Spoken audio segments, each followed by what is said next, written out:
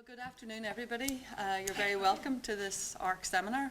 My name is Gillian Robinson. I'm Director of ARK. I'm based at the University of Ulster, but ARK is across Queen's University and the University of Ulster.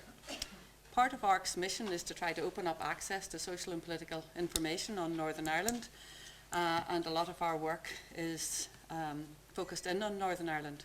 But of course we are also always mindful of our neighbours and interested in learning from what's going on in the rest of the island of Ireland in relation to some of the key policy issues.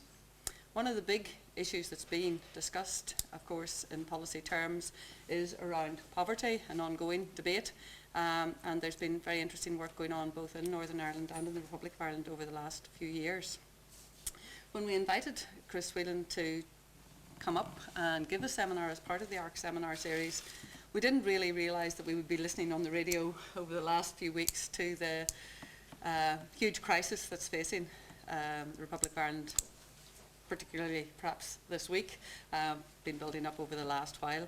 But we're very, very pleased indeed to have Professor Chris Whelan from the School of Sociology at University College Dublin up with us today. Chris has a long track record working in the area of poverty. He is currently the head of school at the School of Sociology at UCD, and prior to that he was a research professor at the Economic and Social Research Institute. He's held a vast number of other important European networking positions over the years, and is really one of the preeminent European sociologists working in this area. So we're absolutely delighted that he's made time to come up and talk to us today on the theme of protecting the vulnerable, identifying economically vulnerable groups as the economic crisis emerged in Ireland. The format for today is that Chris will speak for about half an hour, and then you'll have an opportunity to ask him any questions or make some comment or general discussion for 20 minutes or so, and then we'll have a light lunch outside where you're welcome to continue the conversation. But as I say, we're delighted that Chris is here. We're also delighted that you're all with us today, and I know from looking down the registration list that there's a lot of different people here, people from NGOs, students, academia, government and so on. So we're delighted that you're all here and look forward to hearing your perspective on what Chris has to share with us today in his presentation. Thank you very much. Chris. Hi, good morning everybody. You've probably heard a little about our local difficulties in the south, which are now spreading out across the whole of Europe and so on. When we began to realise that we were moving from the biggest boom that the society had ever experienced to probably the biggest recession that we had ever experienced, there was, as usual, a demand that social scientists have something relevant to say about this. And at UCD we organised a seminar, particularly a seminar where people other than economists might say something about these things. The problem, though, for sociologists is that, unlike economists, the sort of data and information that you need to say something sensible is usually not available quickly enough. So over the next couple of years we will know a great deal more about exactly what are the social consequences of the crisis. But as it emerged, one of the things that I noticed was that there was a recurring phrase, which was that we should protect the vulnerable. Okay, it's impossible to pick up a newspaper, turn on the radio without hearing this phrase, that whatever we do and however tough the medicine is, we should protect the vulnerable. The problem is that the vulnerable sort of shuffle on and off stage in different forms, okay? And the amount of space they occupy in the stage seems to have as much to do with how politically mobilized they are as to what the actual objective reality of their situation is. So, for instance, myself, being relatively near retirement, I think I'm free to say that older people have occupied a particular place on the stage and have argued for a particular need for themselves to be looked after. And in fact, they're the only group who hasn't suffered any cut in income during the period of the crisis. So what I wanted to try and do, having done some work on the notion of vulnerability, to see was there anything sensible we could say. Now, the data I'm going to use for this are the 2008 Irish EU SILT data, which is a national survey and part of the general EU data set. It has advantages and disadvantages. It's 2008, which is actually a little bit too early. If we'd had 2009, there really was a plummeting in 2009. But even by 2008, there were very significant changes in objective indicators. And of course, people knew that what was coming, or had a significant knowledge of what was coming down the track. So as well as the objective changes in income and so on, you would have expected that there would be an increasing sense of insecurity. And as part of the notion of vulnerability that I'm going to use here, I'm going to use notions, I'm going to incorporate low income, experience of certain extreme forms of deprivation, and the feeling of suffering from subjective economic stress. So 2008 is not perfect, but it gives you a bit of a feeling or a bit of a flavor. And as I say, when we have later data, we should probably see it a bit more. Okay, so as I say, this phrase protecting the vulnerable keeps emerge. Well, how do you define the vulnerable, okay? Well, when people haven't used particular socioeconomic groups like older people, they then, for instance, they may opt instead for something like low-income groups. So one of the important think tanks in the South, TOSC, has been looking at low incomes and saying this is where we focus and we look at these low-income people and these are the people we need to protect. The problem is it's now pretty well known in the literature. Income measures have serious limitations in terms of identifying deprivation and so on. If you, on the one hand, have an income measure and then you actually look at the levels of deprivation that people experience, the overlaps are in fact extremely modest. And there's a whole variety of reasons for this. Incomes are often reported unreliably. People may have a low income for a very short period of time. Self-employed people often report incomes which are significantly lower than their corresponding standards of living and so on. Farmers, for instance, routinely report incomes which are discrepant with the actual lifestyles they can lead. Now, in none of this am I suggesting fraud, okay? Although you may want to. This is if you go to your accountant, and you report your income in strictly, legal terms. It still may turn out that you could have a negative income, okay? So for a whole variety of reasons, income turns out to be a less than, particularly just current income. You're just looking at income at a point in time. So, and this, of course, is why, there's been a lot of interest in social exclusion as opposed to income poverty and so on, because social exclusion is seen to be a sort of broader, notion and to capture a much wider range of participation and exposure to deprivation. Now, and the key elements of that are seen to be the notion of dynamics and multidimensionality. The notion that if we really want to know what's happening, we want to look at what's happening to people over time. And if we really want to know what's happening, we want to know more than income. We want to know about a range of dimensions on which people may be deprived. Now, there's a problem in the social exclusion literature that you can be taken in different directions, okay? So if you take multidimensionality and you say, well, what you're really interested in is people who are experiencing not just one form of deprivation, but overlapping or multiple forms of deprivation, okay? The problem becomes that much less than people realize, the correlations between different types of deprivation are also fairly modest. The people who are exposed to, for instance, deprivation in relation to consumption goods at a particular point in time are not necessarily the people who are experiencing problems in relation to housing, and the people who are experiencing problems in housing are not necessarily the people who are experiencing problems in health. So if you actually look and want to count the people who are deprived across a whole range of dimensions, you usually end up with a fairly small number of people, much smaller than most people actually realize. And if you're not careful, you get carried off in the direction of some kind of multiple deprivation underclass type argument, okay? So if you pick up a newspaper and they talk about social exclusion, then in Dublin they'll show you Ballymun, and they'll show you people concentrated in particular ghetto type areas experiencing all these forms of multiple deprivation. Turns out they're a very small part of the people who are experiencing income poverty. They're a very small part of the people, I would argue, who are vulnerable, okay? So the notion that I want to work with today is not so much the notion of multiple deprivation at a point in time, but I'll come back to that. I'm going to argue that in a sense, a social exclusion perspective is actually more useful if you think in terms of the notion of risk rather than actual deprivation at this point in time. You think of groups who are exposed to risk of certain forms of deprivation, okay? And what overlaps are those risks rather than the actual outcomes at a point in time, okay? So people are vulnerable to being exposed to different kinds of deprivation. And then you have the notion of, if you like, it brings back in the notion, the social exclusion notion of dynamics. Because we're talking about interrelated risks which emerge and are actualized over time, okay? And what I'm trying to do in the analysis I have here, because I don't have longitudinal data, it would be ideal to have longitudinal data and follow people over time. I'm trying to use a form of statistical analysis, which I'm not going to go into detail about, to have a proxy for capturing that sort of notion of interrelated risks. And I hope the results will kind of bring that out as I go along.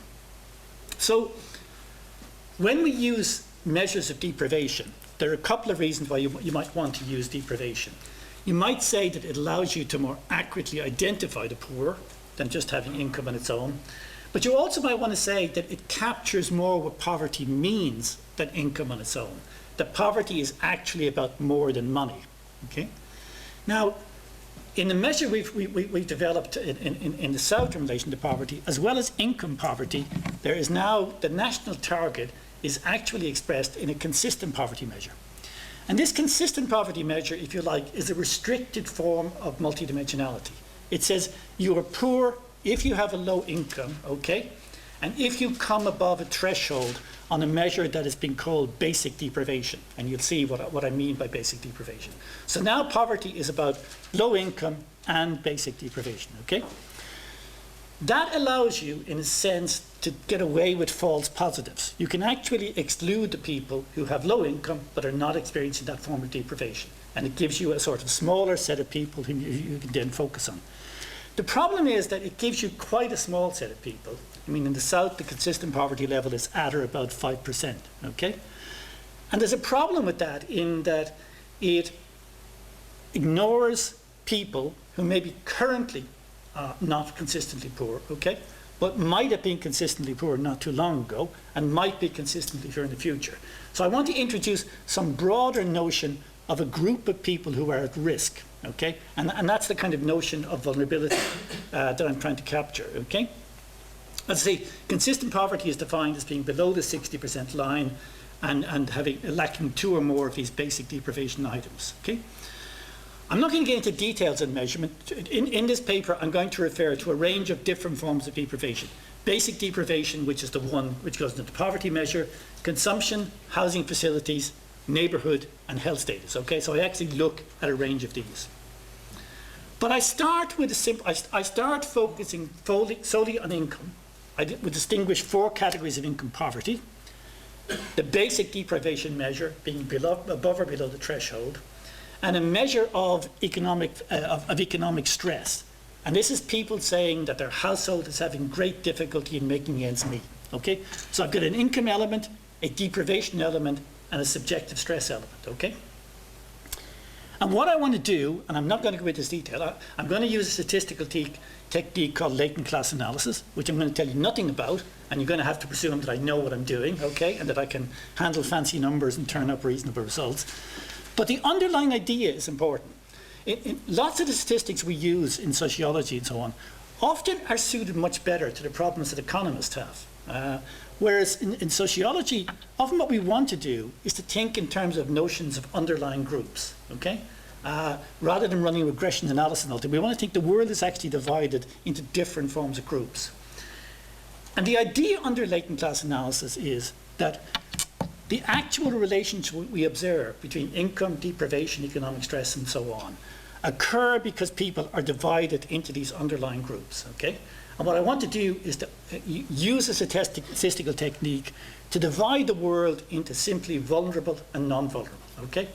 Which is an extraordinarily crude classification, and the only justification for it is that it works and produces certain interesting results, as you see.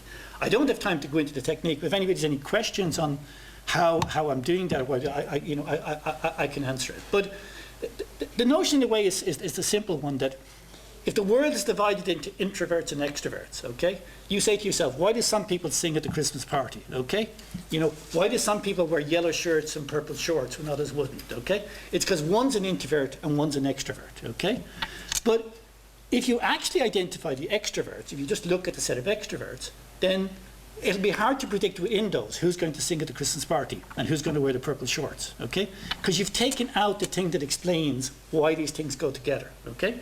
And similarly, what I'm going to argue is, and test statistically, is that if you actually knew whether people were part of the vulnerable class or not, then the relationships between these indicators are then explained. They hang together precisely because people are vulnerable or not vulnerable. Okay.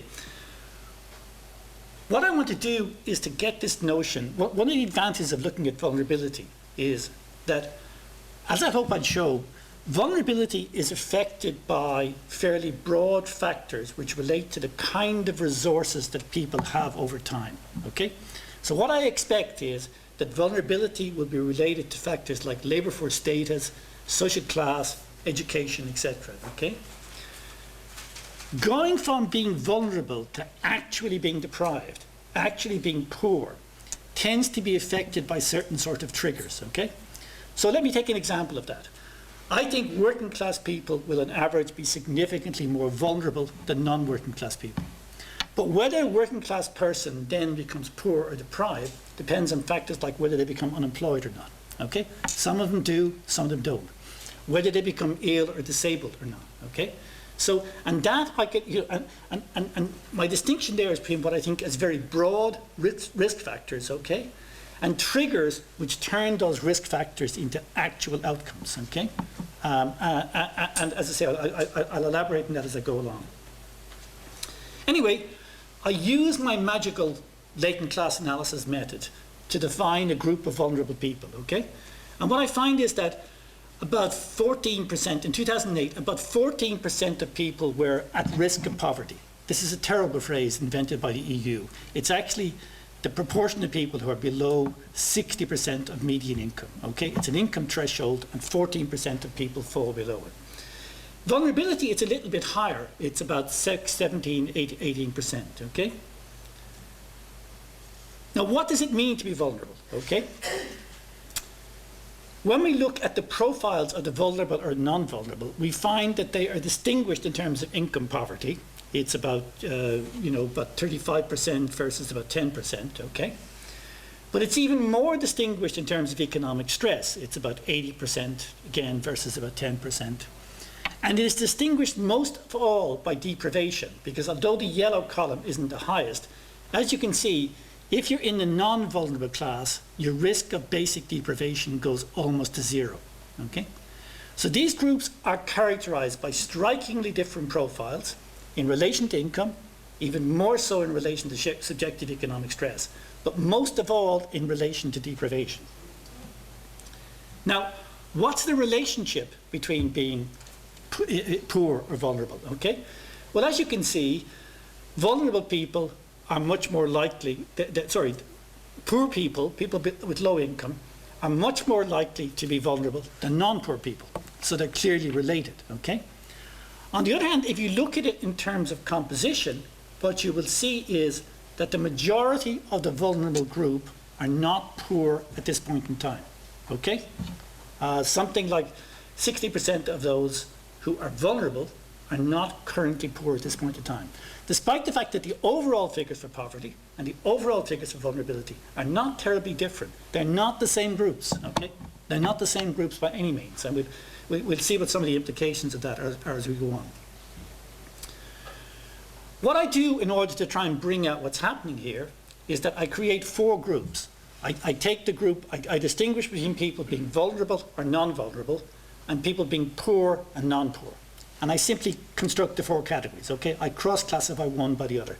So about 7% of the population are poor and vulnerable, 11% are non-poor, but vulnerable, and then 7% finally 75% are neither poor nor vulnerable, okay?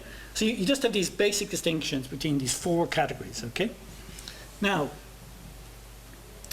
what I want to then do is, how do these four categories differ across a whole range of things, okay? Because if you're looking here, as you can see, I've started with a very restricted notion of deprivation. I have income, I have economic stress, and I have this basic deprivation measure, which involves extreme deprivation on food, clothing, and so on. It's a very narrow conception of deprivation.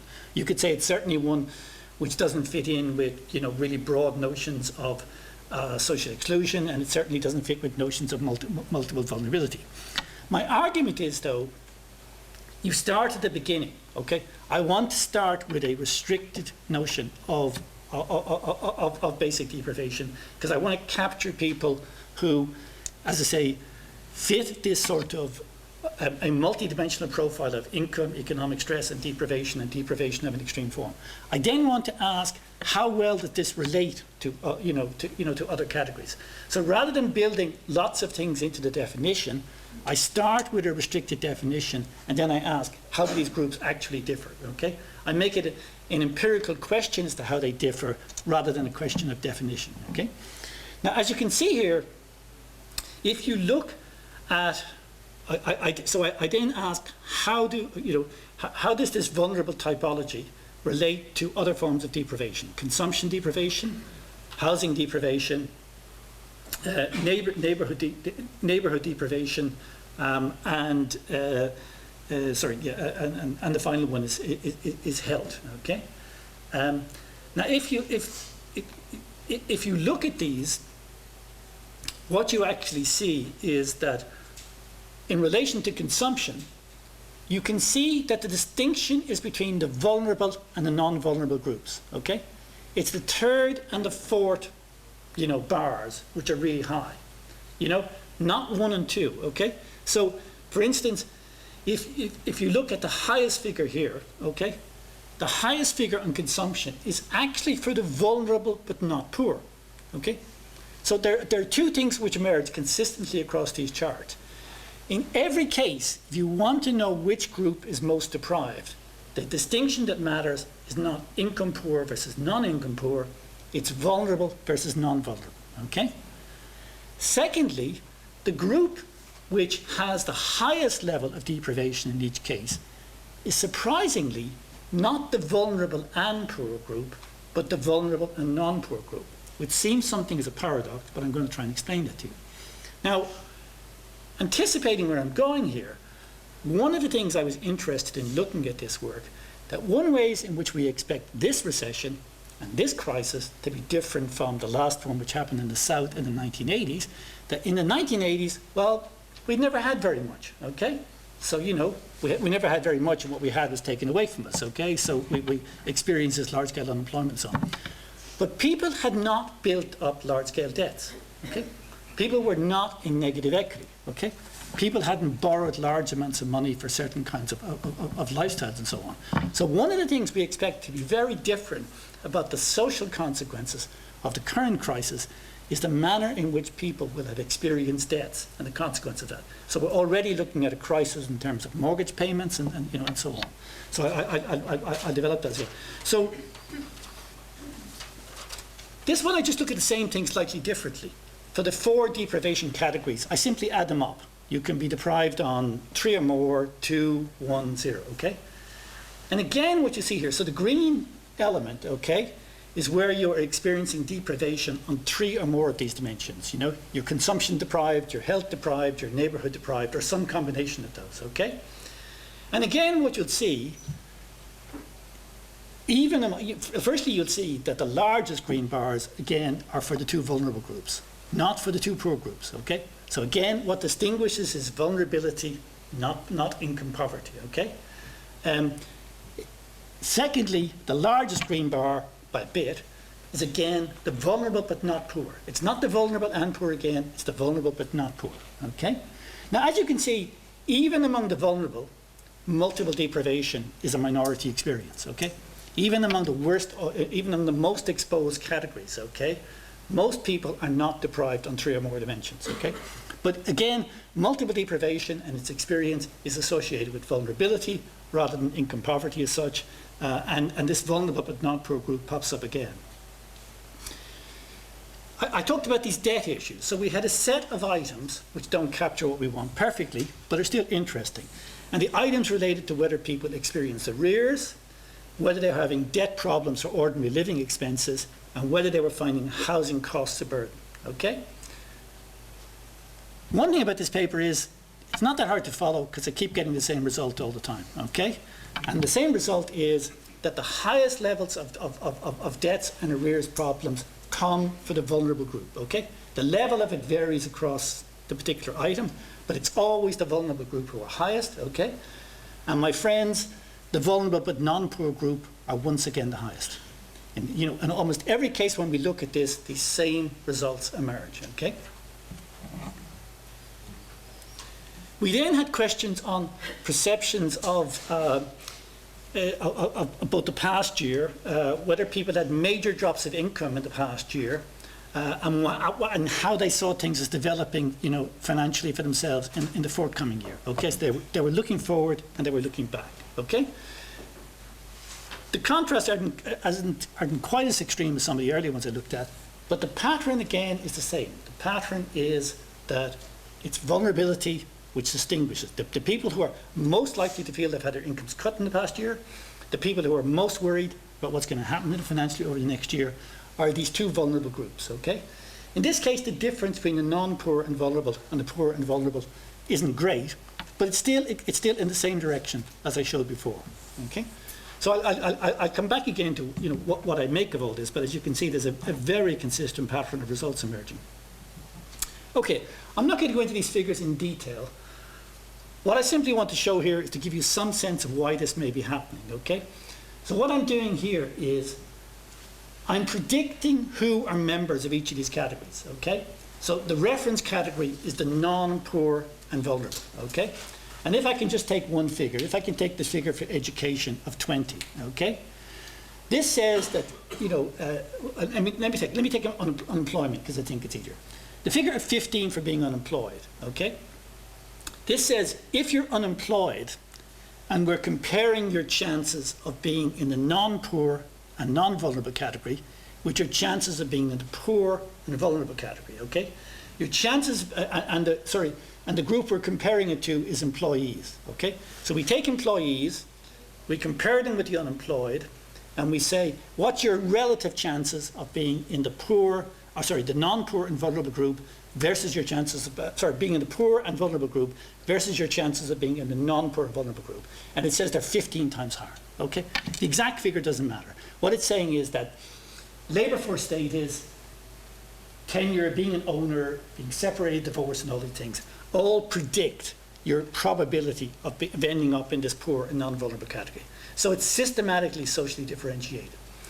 But the interesting bit, and the bit for trying to explain some of the paradox of what's going on here, is that if you look at the sort of if you're looking at these here, you will see as again that if you're a farmer, for instance, you're much more likely to be in the vulnerable and poor group. Okay, if you go across to the poor and not vulnerable group, for instance, you can see the figure of 8 for self-employed and 4 for farmers. Okay, so farmers and self-employed actually have a very high relative chance of being in the poor but not vulnerable group. Okay. On the other hand, if we compare them with the vulnerable but not poor group, they have a very low chance of being there, okay? Similarly, an outright owner has a high chance of being in the poor but not vulnerable group, but a low chance of being the vulnerable but not poor group. What does this add up to? What it adds up to is that if you're self-employed, if you're a farmer, if you own your own home and so on, that increases the probability that you will come up as income poor but not vulnerable. Okay? Because your current income isn't actually capturing your overall resources. It isn't capturing what you can draw on, and in the case of older people, it's probably not capturing the networks you can draw on and so on. On the other hand, the people who end up as vulnerable but not poor, if I can just show you what happens with social class. If you look with social class, again, you'll see there's a very sharp pattern of differentiation. Okay? But again, if you look at it for farmers, okay, the figure for farmers for the poor but not vulnerable is almost 9, and for the vulnerable but not poor, it's less than 1. Okay, so again, if you're in a sort of ownership type category, your chances of being poor but not vulnerable are pretty low. The people who start to slip into the vulnerable but non-poor category are these white collar groups. Okay, so these lower white collar groups don't tend to show up very often as income poor, okay? But they have a much more significant chance of turning up as vulnerable, okay? So these are the guys, and it's going to happen more in the next few years, these are the guys who are getting squeezed. They don't fit our conventional notions of poor, and their income still, they may start going down as well, their income still are above these kind of thresholds. But they're feeling the squeeze, okay? These are the guys who are having trouble paying their mortgages, okay? These are the guys who are having, who are sending their kids to secondary schools and to some extent to universities and so on. And they are experiencing, what I'm saying, is a form of vulnerability in that they may not be poor now, but they haven't accumulated the kind of buffer of resources which will, as the higher professional managerial groups are. So they've been living pretty well, but they're now squeezed and pushed, okay? And they're now worried about what's going to happen in the future, and some of them are losing their jobs and so on. And the vulnerability element is capturing that sort of thing in the way in which an income poverty measure doesn't, okay? And that's why we're seeing that this business, that it's always this vulnerable but not poor group who are showing highest on these things, okay? Is because a lot of the people who are vulnerable and poor are, for instance, older people who again have problems of their own. They have problems in relation to health. They may have problems in relation to social networks. They may have problems in relation to the quality of the services they're receiving. But very often, with the significant increase in pensions over the last few years in the South, and with a lot of support from their families, who have also been doing relatively well out of the economic boom and so on, they are not experiencing that kind of serious economic stress or deprivation. So they're not as, they didn't experience income cuts in the last 12 months. They're not that worried about their income situation in the future. They're not experiencing those forms of deprivation. Whereas these other guys who, primarily were in employment, taking out mortgages, finding they've got negative equity, worried about their jobs in the future and so on, they're coming up as part of this kind of vulnerable group. So switching from income poverty to vulnerability gives you a sort of broader notion of stresses and strains, and I think at least gives you a feeling for what's happening over time. Okay, it's a cross-sectional picture, but it gives you a sense of what you should be thinking about over time. So again, if I look, the final thing I look at in terms of that is I look at welfare dependencies, okay? Because this is one of the other definitions of vulnerability, that the people who are vulnerable are those who are dependent on social welfare. But of course, as most of you will, I think, realise, but many people don't, the welfare state is not simply an institution for the poor. A lot of its income goes, to a much wider range of people. So if we look here at dependence upon social welfare, the non-poor and vulnerable group have a very low dependence on social welfare, okay? But each of the other three groups has a significant dependence, okay? I mean, if you look at the size of the green bar, it's highest for the vulnerable but non-poor. Sorry, it's relatively high for the vulnerable and non-poor. It's high for the poor but non-vulnerable, which will capture mostly a lot of older people and so on. But then it's not insignificant for the poor but non-vulnerable group. Again, to see what's going on, we looked at the types of welfare they were gaining, okay? And so as you can see, if you look at the non-poor and vulnerable group, their main welfare source is from, family and children, okay? So it's children's allowances and so on, and in significant part that they're getting. If we look at the poor but non-vulnerable, again, it's, family, children, higher old age and so on. When you look at this vulnerable but non-poor group, okay, the group that I've been identifying as having problems, for them you can see that unemployment and disability play a much greater role than they do for any of the other groups, okay? So these are the groups who are getting hit by certain kind of labour market problems and will get hit by these in an exacerbated form going forward. So that's part of our, that again gives you some clue of our puzzle here as to why these guys are feeling they're having problems. They're feeling they're having problems because, they're the ones who get hit first by the sort of labour market difficulties and problems. Conclusions. There are severe limitations to income poverty, okay?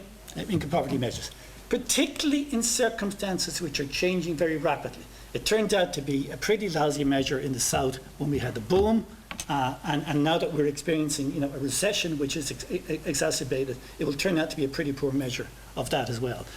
To illustrate that, income poverty went up significantly during the period of the boom in the South, and it's actually going down significantly during the recession, okay? And, why is that happening? Well, in the boom, welfare payments went up very significantly, but they didn't go up as significantly as market income, okay? And now that market incomes are dropping rapidly, welfare incomes haven't been dropping. Mostly they haven't been dropping at all, but certainly they haven't been dropping anything as rapidly. So, income poverty is driven. I'm not saying income poverty measure is useless or anything of that sort, but it tells you certain kind of things. But you have to understand what those are. The consistent poverty indicator was valuable, particularly during the boom, in capturing some real levels of material standards, okay, and identifying those people who were having serious problems. But it's a very restricted form of multidimensionality, okay? It brings together just the basic deprivation measure and the income measure. It does tell you that poverty is about something more than money. But by using the vulnerability measure, what I've tried to do is to identify these four groups. And in simple terms, how are they characterized?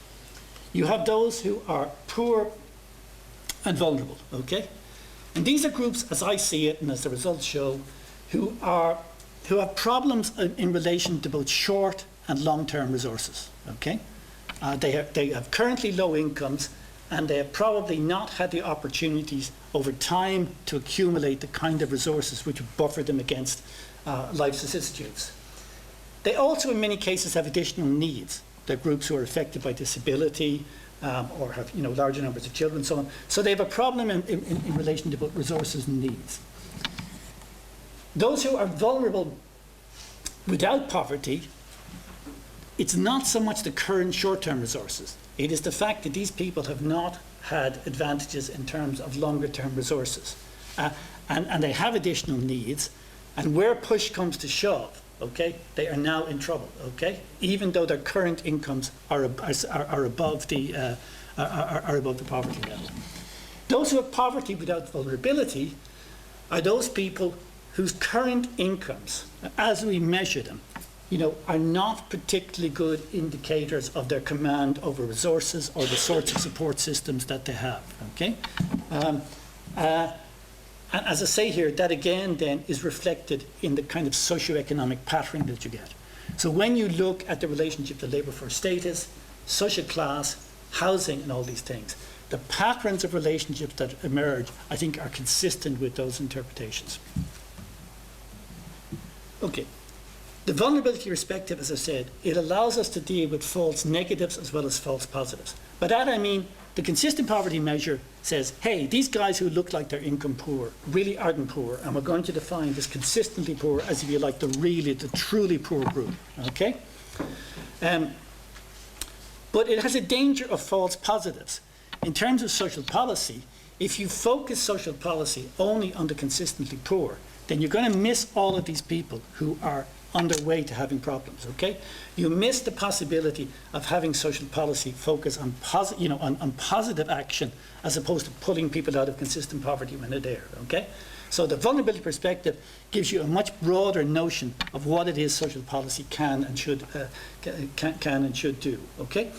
So there are limitations about income and consistent poverty. One of the reasons for looking more closely at this vulnerable but non-poor group is that it does seem to me that this are the group who over the next couple of years are going to really emerge as problematic, okay? These are the people who did pretty well in the recession and are likely to do lousy in the crisis, okay? And don't emerge in a lot of the discourse about vulnerability, okay? There's been some discussion recently in the South about, forgiveness on mortgage and things and so on. But generally, the focus on protecting the vulnerable tends to be very much on the traditional social welfare groups, okay? And these guys don't fit there, okay? And so if you want my sort of final common sense on this thing, I would much rather be 65 years old, drawing a non-contributory pension in the South now, than be 35 years old, having bought my house at the peak, with 3.5 kids, and having lost my job, and my partner having lost her job. That is real and total misery. And of course it is misery which affects children to a very significant extent. So these kinds of ways of looking at things, at least to me, seem to open up the possibility that we can get some picture of those problems and that we can try to track those problems. And that's it. Thank you.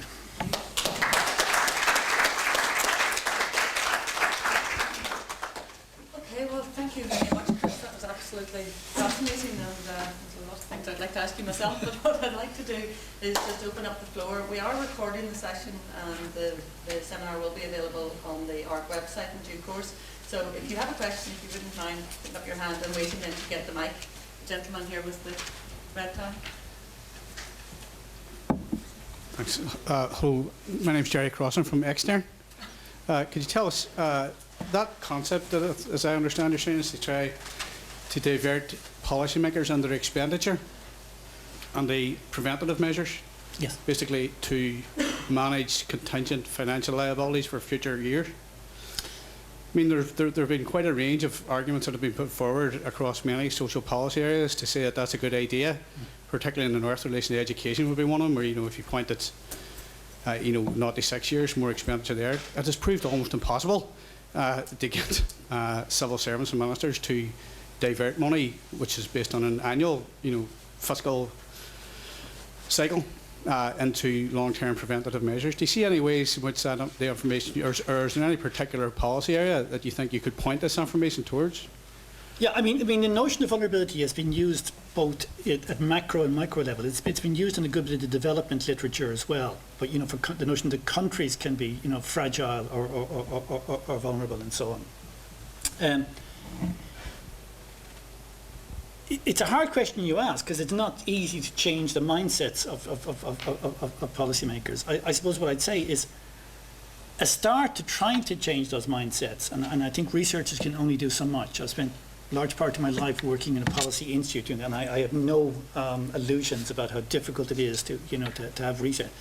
But at least if you can reveal certain patterns of findings and results, that's a starting point, okay? At least if you can show these things are happening. One of the problems is that the particular categories, particular measures we use and categories we may use may hide as many things as they reveal. So the first thing I was trying to do was to try to reveal some of these differences and say, look, here they are, they're striking a difference on. The second thing is to try and change the nature of the discourse which takes place. And as a quantitative sociologist, I try to avoid the word discourse most of the time, but I can't avoid it here. But watching the debate in the South and watching the way certain groups monopolise it, okay?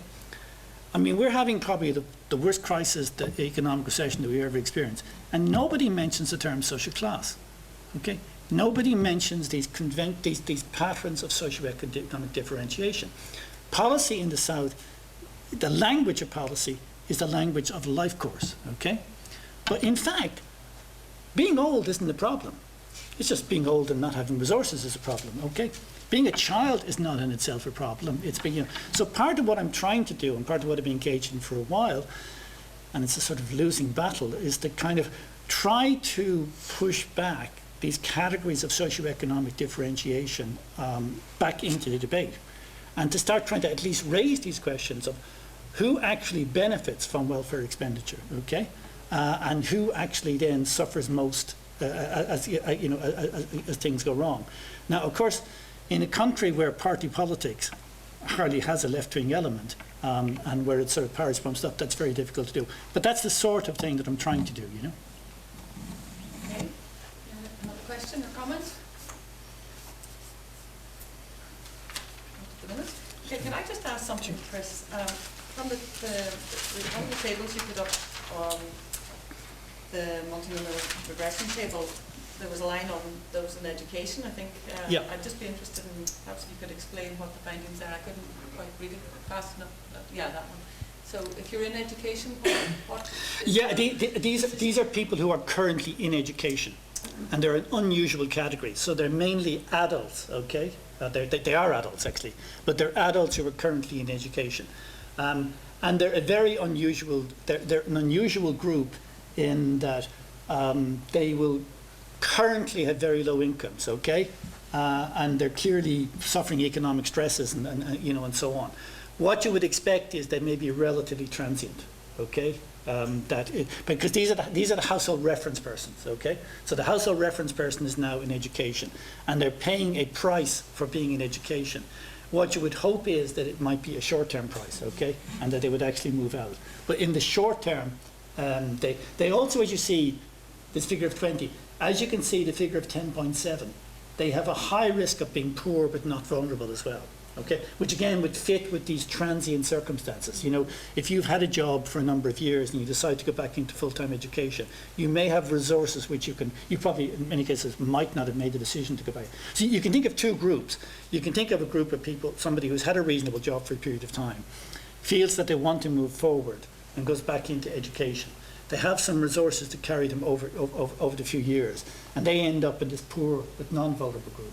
You can think of people who've been unemployed for significant periods of time and so on, and then move into education as well as a hope and a way of getting out of that, but have a background of long-standing, deprivation and accumulation. So you're probably getting people in education, you're probably getting these very different types of groups in there. Whereas you can see for the ill and disabled and for unemployed, the pattern is more straightforward. The number goes down across the thing. So that's what I think is happening there.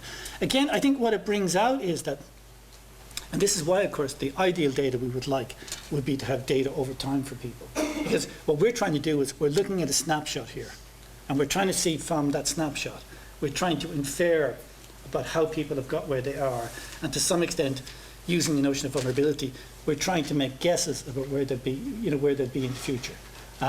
And the particular technique I've used, as I say, is very much an attempt to use a proxy for that kind of dynamic analysis. I mean, the terrible problem is that the new EU SILT data, unlike the ECHP data which existed before, with ECHP data they interviewed people and then they followed them all through over time. With this data now, they drop 1/4 of the people every year. So over 4 years, you only have 1/4, and in fact, it turns out it's much worse than that. So it's actually not very good data for tracking dynamics. Okay, is there any other comment or observation? Yes. Just wait for a minute.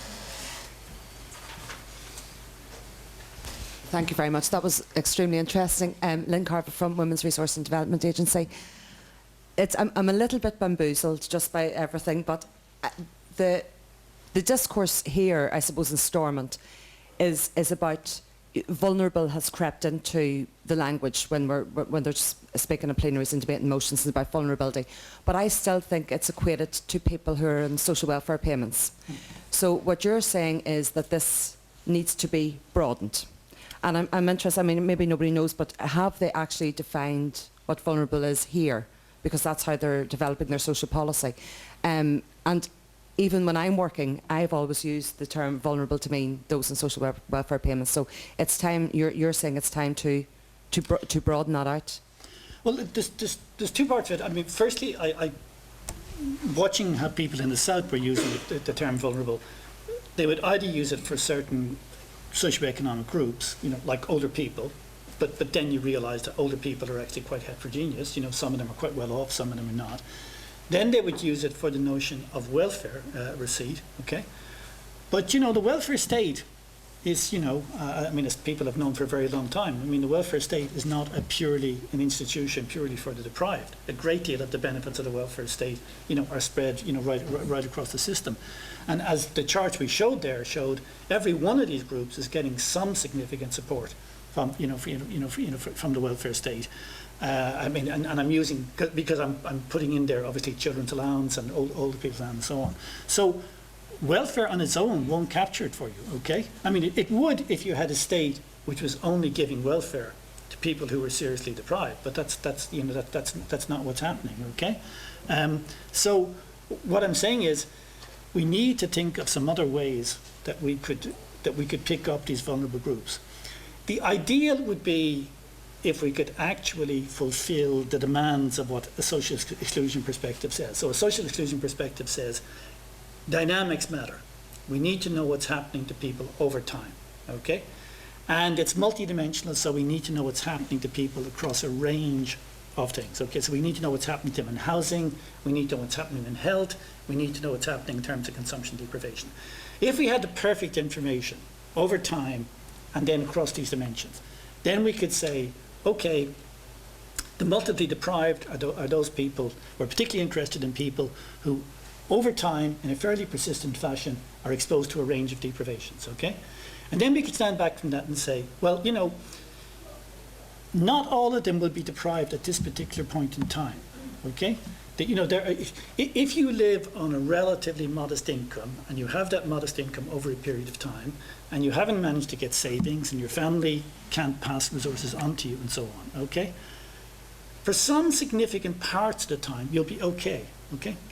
And then you fall into, you know, serious income poverty or serious deprivation. You know, somebody gets sick but particularly, maybe not as much here, but in the South where this brings significant additional expenses, and that causes you a problem. Or you lose your job, okay? Or you become separated or divorced, okay? A whole range of things, you know, and then they cause you problems, okay? So ideally, you know, in relation to our banks recently in the South, they've been using the phrase stress test, okay? I suppose with individuals and families, we'd like to have a perspective which gives you a stress test, okay? That there are people who are vulnerable precisely because all it takes is particular events, particular problems and circumstances to push them over into the extremes. But at any point in time when you look at them, they won't all be experiencing that. So if we're to think of how this operates, we have to think in much less static categories, okay?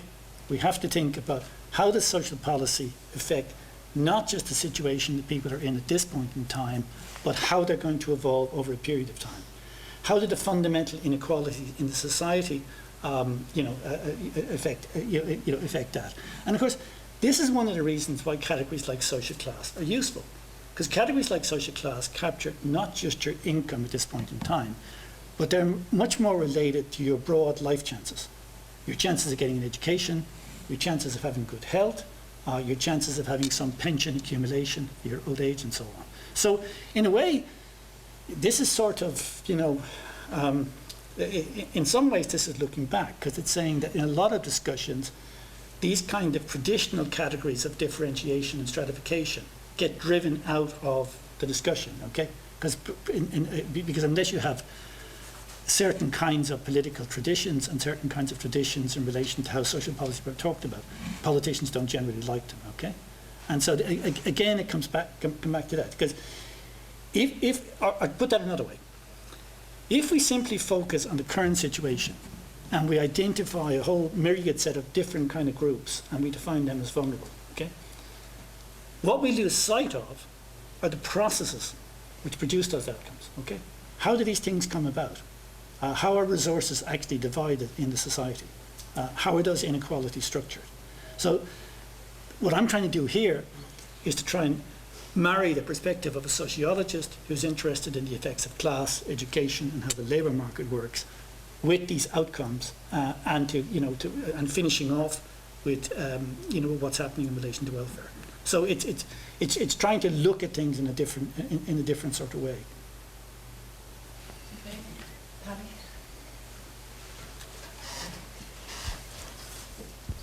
Paddy Hillard.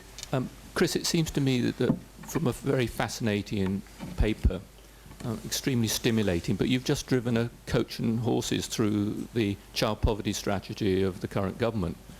As you know, we now have a Child Poverty Act, which is using those measures, the traditional measures, and here you are, you're suggesting this new concept of vulnerability, and particularly as it applies to children. Would you like to comment? Yeah, sure. It's not quite as bad as that. It turns out, and I think this is one of the nice things, it turns out that the consistently poor group are actually a subset of the vulnerable group, okay? So if you took the conventional measures, let's say in the South, you would have something like 15% of people who are income poor, okay? And you would have about 5% who are consistently poor, okay? And that wouldn't be that much of a problem if the 5% who are consistently poor, are a sort of subset of the income poor, okay? And the income poor might be groups who will move in and out of consistent poverty, okay? So if we take 5% as consistently poor and the 10%, if they're consistently poor, they have to be income poor by definition. And then we have another 10% who are income poor but not consistently poor.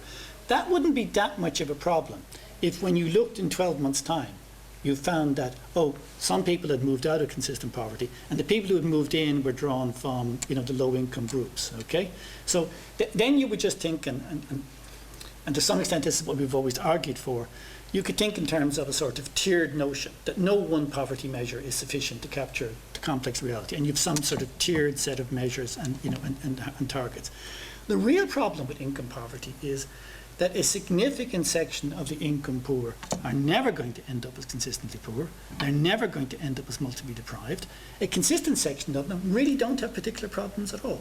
Okay, they are farmers or self-employed, and their incomes are measured in a sort of illusory fashion. Okay, or they are older people who are perfectly entitled to receive their welfare benefits and so on, because clearly current deprivation is not the only reason for receiving welfare. You can have earned it through your contribution to the system. You can take in a rights perspective and so on. But they're not the group who's in trouble. If you're looking for the guys who are in trouble, or who could be in trouble, or even have been in trouble, you're looking in the wrong place. Now, the advantage of the vulnerability measure is, as I say, is that the consistently poor turn out to be a subset of them. And so the consistently poor, if you like, are part of the family of vulnerability. But the more important thing in a way is that in some ways you might say we get too obsessed with our 6% poor or 8% poor or 9% poor. As important as the measures we use in terms of those actual outcomes and levels, are we understanding the processes correctly? And if if an income poverty measure is telling you, I mean, this is where I started off working in this stuff, okay? And I have to confess here that I'm an inner city Dubliner, okay? So maybe you think my empathy with farmers is relatively low, okay? But in the mid-'80s, when we were having this terrible recession, the figures were saying that the group most at risk of poverty were farmers. And if our social policy had been dictated by that, we would have thrown substantial amounts of money at farmers, okay? Now, as a man who paid PAYE for all of his life, while the farmers carried no significant portion of the tax burden, this is lunatic. So when your measures are telling you stories about what you should do in a sensible policy, which the dogs in the street know are crazy, then you have to stand back from your measures. And that's what I've been saying for a long time.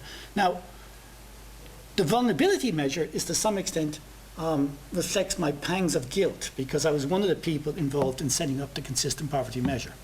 And I think the consistent poverty measure solved the problem of arguing that you should give loads of money to farmers when you shouldn't and so on, and loads of money to self-employed when you shouldn't. But I began to be concerned that used on its own, and I never argued for using it on its own, but too strong a focus on it narrows the group we're looking at far too much, okay? And also gives us a sense of the possibilities and challenges to social policy, which are too limited. And so the work I've been doing on vulnerability has been part of trying to take that broader focus. Putting it at its crudest, the kind of figures that have tended to come up under income poverty figures have ranged somewhere between 15 and 20%. There used to be the old thing in the South of 1 million poor, okay? If I find my million, I want to show, and I'm convinced, that my million are actually the real million rather than the other million, okay? That's what I'm at. And then if you think about and million is too high, but if you think about the policy in relation to those groups, you'll come up with very different sorts of figures, okay? So at its extreme, and I'm allowed to say this because my next birthday, I'm 64 years old. In the South now, I would worry more about children than older people, okay? And particularly as the crisis emerges, I would worry more about children than older people. But the mobilizing groups, the elderly, there's a group called Older and Bolder now. The older people are represented extraordinarily well now in the lobbying process. They go out and vote. 2-year-olds don't go out and vote, you see. 75-year-old guys do, and they go and vote at very high levels. So part of what dragged me into doing this was my conviction that the terms in which this political debate was emerging, and I couldn't say this if I was 25, are extremely biased towards certain kinds of groups, okay? Okay, we'll take one last question then, okay. I suppose, Chris, I couldn't agree more actually so much your presentation. It was a great eye-opener in that I would manage a Sure Start project in Craigavon in County Armagh. And again, our definition of the areas we provide early education, family support and health initiative are based on the top 15% most deprived areas.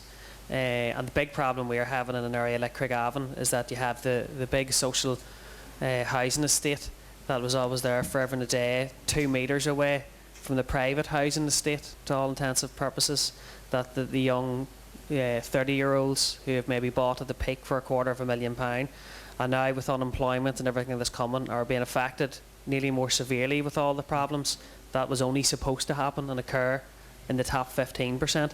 And the difficulty is with policymakers is it's a very black and white approach about who needs targeted services. And unfortunately, I think probably with money getting tighter, there's more use of the phrase targeted within targeted, when I actually think it's services like Sheer Start, it's more trying to capture this whole notion of vulnerability as opposed to poverty. Well, I've got into a lot of trouble in my time, I say, as well as getting in trouble with older people, I've got in a lot of trouble in my time as well about arguing about spatial concentration, okay? And that in the South, and I think this is true in Northern Ireland as well, there are certain societies where poverty is highly spatially segregated, okay? I mean, you know, the United States, you know, Chicago, New York, etc., and so on. Maybe even in, you know, England, north-south divide and so on. The reality is, in the kind of societies we live in, most poor and deprived people do not live in poor and deprived areas. Okay, this is not to say, of course, that there aren't concentrations of poor and deprived people, you know, in particular areas, but usually it's not the area that has made them poor. It is not, you know, a lot of people end up in areas because they're poor and deprived, rather than being poor and deprived because they're in certain areas. Okay, and a lot of people leave areas because they have capacities and skills and move on and so on. So again, I'm not arguing against, I'm not saying that you can't have intelligent spatial strategies, that you can't have area strategies, but most of the causes of poverty and deprivation, in my view, are not to do with area. They're to do with labour market, social class, you know, the interaction of those factors with life cycle and gender and so on. And unless we understand those processes, then again, we can be seriously led astray in relation to policy. Okay, well, I know probably people are going to want to talk to you a little bit further about this, but I think we'll conclude.